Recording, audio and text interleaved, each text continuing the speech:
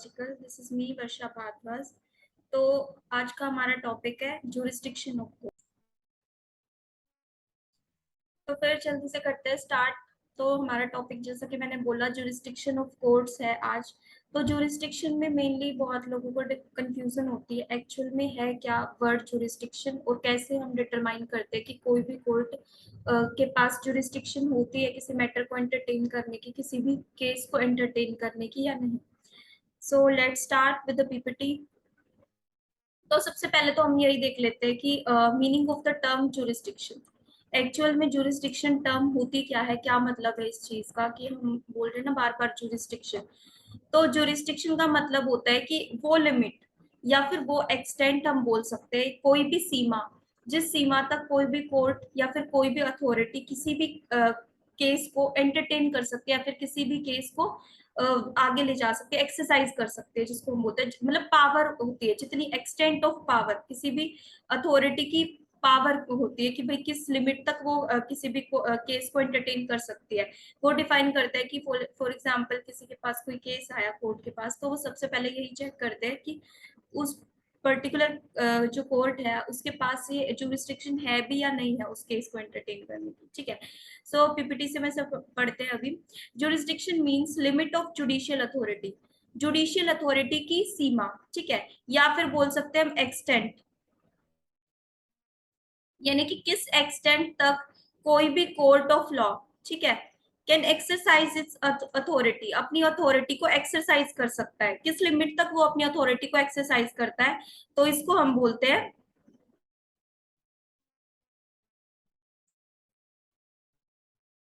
Second.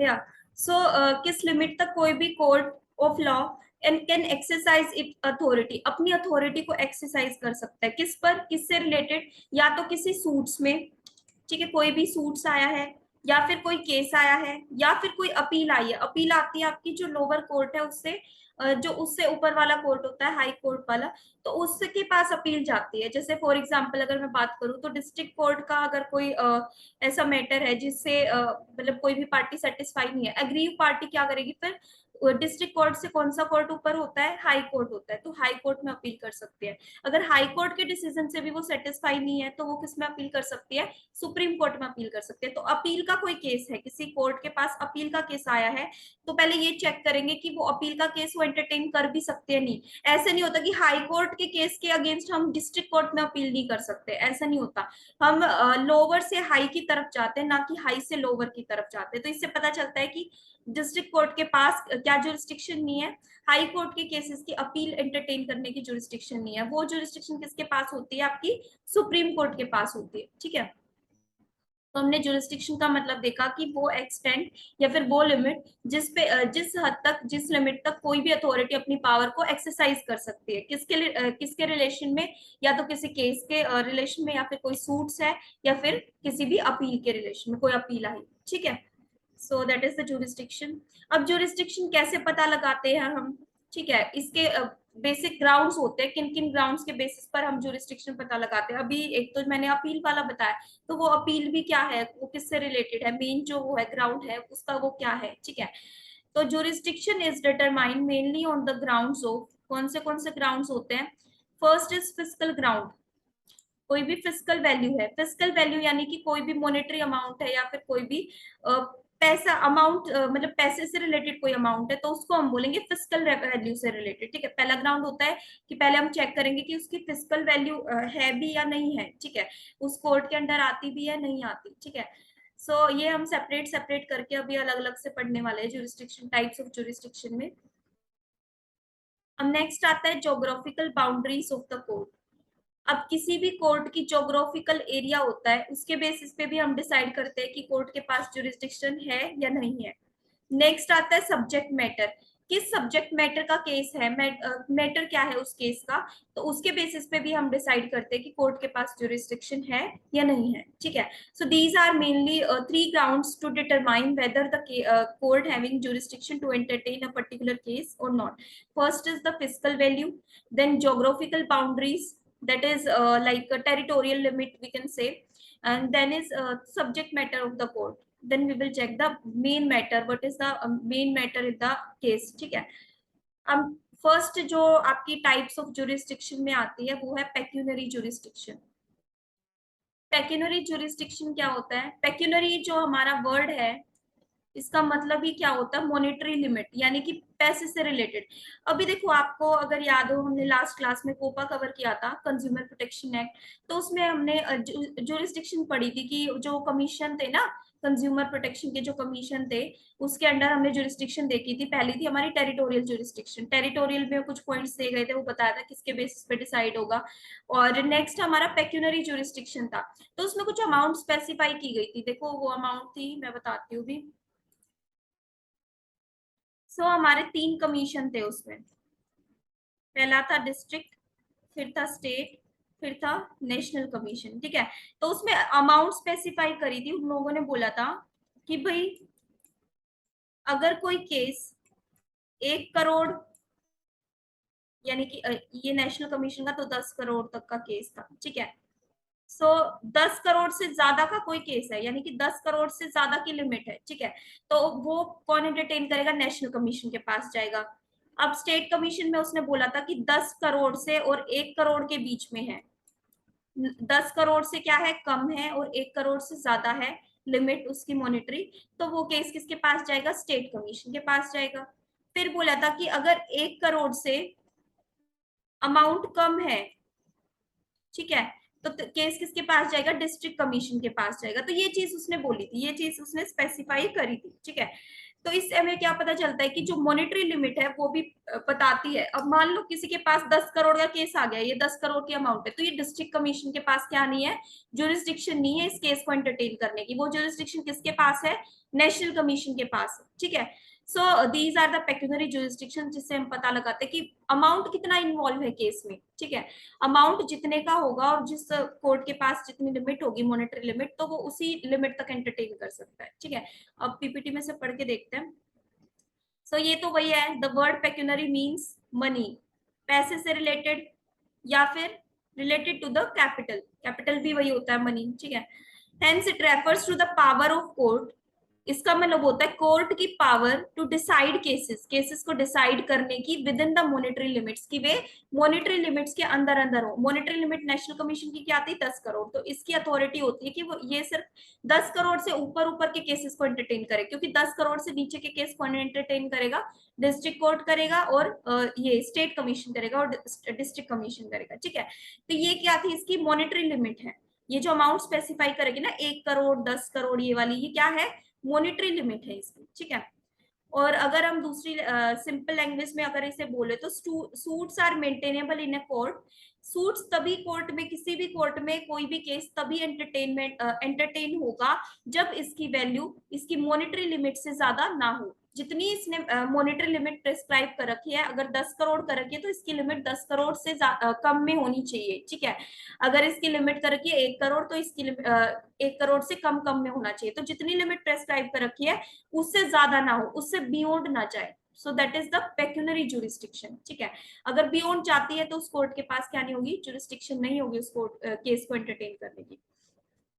देखो, जब भी हमारा कोई भी केस हम लोग किसी भी लॉयर के पास लेके जाते हैं, तो सबसे पहले जो हम ड्राफ्ट करते हैं, जो मेमोरियल होता है ड्राफ्ट करना, ठीक है, उस केस का जो मेमोरियल ड्राफ्ट करते हैं, तो उसमें सबसे पहले हम यही चेक करते हैं कि जिस कोर्ट के पास हम लोग जा रहे हैं, और या फिर जिसके पास से कोई डिसीजन आया हुआ है, पहले से कोई डिसीजन आया हुआ है, तो उसके पास अथॉरिटी है भी या नहीं है उस केस को एंटरटेन करने की। तो सबसे पहले तो हम जुरिस्डिक्शन ही चेक करते हैं।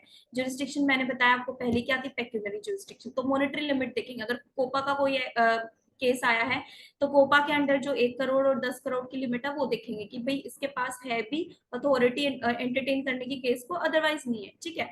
सो ये होता है। नेक्स्ट इज टेरिटोरियल और लोकल जुरिस्डिक्शन।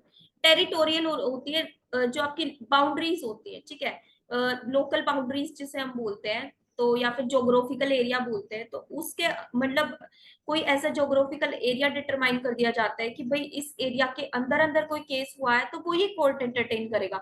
अगर इस एरिया से कोई केस बाहर हुआ है, यानी कि मतलब फॉर एग्जाम्पल अगर मैं बोलूँ हरियाणा के अंदर कोई, सोनीपत के अंदर कोई केस हुआ है, तो सोनीपत के अंदर पहले कहाँ जाएगा, जो सोनीपत का पुलिस स्टेशन है या फिर सोनीपत का जो कोर्ट है, पहले उसके पास जुरिस्डिक्शन होगी उसके को एंटरटेन करने की।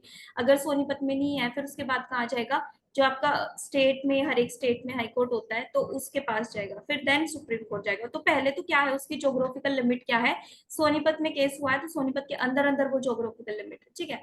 सो पीपीटी में से पढ़ के देखते हैं। अंडर दिस टेरिटोरियल और local jurisdiction the geographical limits of A courts authority, किसी भी कोर्ट की जोग्राफिकल लिमिट होती है वो स्पेसिफाई करी जाती है। अगर किस डिस्ट्रिक्ट कोर्ट है उसकी जो जोग्राफिकल लिमिट है वो पहले से ही स्पेसिफाई कर दी जाएगी कि भाई ये जो कोर्ट है सिर्फ इस area, with in that particular area it will entertain the cases, ठीक है। अगर उसके बियॉन्ड कोई केस हो रहा है, उस एरिया के बियॉन्ड कोई, उस जोग्राफिकल लिमिट के बियॉन्ड होके कोई केस हो रहा है, तो वो एंटरटेन नहीं करेगा, उसके पास अथॉरिटी नहीं होगी एंटरटेन करने की उस केस को, ठीक है। So it can't exercise authority beyond that geographical limit. अभी ये सेम पॉइंट है जो मैंने बोला कि अगर अथॉरिटी के बियॉन्ड है, यानी जोग्राफिकल लिमिट के बियॉन्ड कोई केस आया है, उसके एक्सटेंट के बाहर है, तो वो केस वो एंटरटेन नहीं हुआ। इसका बेस्ट एग्जांपल है प्रॉपर्टी, जो के प्रॉपर्टी के जो केसेस होते हैं तो उसमें देखी जाती है कि प्रॉपर्टी कहाँ सिचुएटेड है, और उसकी जो जहाँ पे जिस एरिया में वो प्रॉपर्टी सिचुएटेड है, तो वही कोर्ट उस केस को एंटरटेन करेगा, ठीक है। So that is the territorial jurisdiction. I hope it is clear to you. Next is jurisdiction as to subject matter. So फिर उसके बाद हम देखते हैं कि किसी भी कोर्ट के पास सब्जेक्ट मैटर क्या है किसी केस का, ठीक है। केस के सब्जेक्ट मैटर पे डिसाइड करते हैं कि ये पर्टिकुलर कोर्ट उस केस को लेगा या नहीं लेगा, ठीक है। So subject matter can be defined as authority vested in a court to understand and try cases concerning a special type of subject matter। अगर कोई सब्जेक्ट मैटर ऐसा है जो स्पेशलाइज नेचर का है, स्पेशल नेचर का है, और उस कोर्ट के पास मतलब कोई ना कोई कोर्ट बना रखे हैं उस पर्टिकुलर उसके लिए कि भाई यही कोर्ट इस मैटर को एंटरटेन कर सकते हैं, बाकी कोई और कोर्ट नहीं कर सकता, तो वो सब्जेक्ट मैटर के बेसिस पे डिसाइड करते हैं कि भाई ये कोर्ट इसको एंटरटेन करेगा, ये इस केस को लेगा, ठीक है। It can exercise its authority in relation to that particular case, ठीक है। तो वो केस सिर्फ उसी कोर्ट के पास जाएगा। So that is the subject matter, ठीक है। इन अदर वर्ड्स अगर हम बोले तो it means that some courts are banned from hearing cases of certain nature. कुछ कोर्ट्स को बैन कर दिया गया है, यानी कि मनाही है किसी मतलब कोई ऐसा नेचर है किसी भी केस का, सब्जेक्ट मैटर ही ऐसा है कि वो पर्टिकुलर कोर्ट उस केस को एंटरटेन कर ही नहीं सकता, ठीक है। तो ये होता है स्पेशलाइज नेचर के जो कोर्ट्स होते हैं, जो स्पेशलाइज मतलब पर्टिकुलरली खास तौर पर उन्हीं मैटर्स को डील करने के लिए वो कोर्ट एस्टेब्लिश किए गए हैं, तो सिर्फ वही कोर्ट उसको डील करेंगे, बाकी जो नॉर्मल कोर्ट्स है वो उसको डील नहीं करेगा। इसका एग्जांपल है स्पेशलाइज्ड कोर्ट, मैंने बताया अभी, तो वही सिर्फ स्पेशलाइज्ड केसेस को डील कर सकते हैं, उसी सब्जेक्ट मैटर के केसेस को डील कर सकते हैं, ठीक है। So that is your jurisdiction as to subject matter. अब आता है last, exclusive and concurrent jurisdiction क्या होती है। एक्सक्लूसिव जुरिस्डिक्शन हम बोलते हैं कि भाई जहां पे कोई सिंगल कोर्ट है उसके पास अथॉरिटी होती है किसी भी केस को एंटरटेन करने की, बाकी सब हटा दिए जाते हैं। बाकी जो कोर्ट है ये स्पेशलाइज वाले की तरह ही है कि भाई स्पेशलाइज्ड मतलब उसी को पावर दी गई है कि भाई आप इसी केस को एंटरटेन करोगे, एक्सक्लूसिव पावर होती है जिसके पास, ठीक है। तो एक पर्टिकुलर कोर्ट के पास वो पावर होती है कि वो इस केस को ले सकता है, अपनी अथॉरिटी एक्सरसाइज कर सकता है in relation to that case. बाकी जो दूसरे कोर्ट्स होते हैं उनको क्या कर दिया जाता है, रिजेक्ट कर दिया जाता है, असाइड कर दिया जाता है उस केस को लेने से, ठीक है। So this jurisdiction is so you can go through that.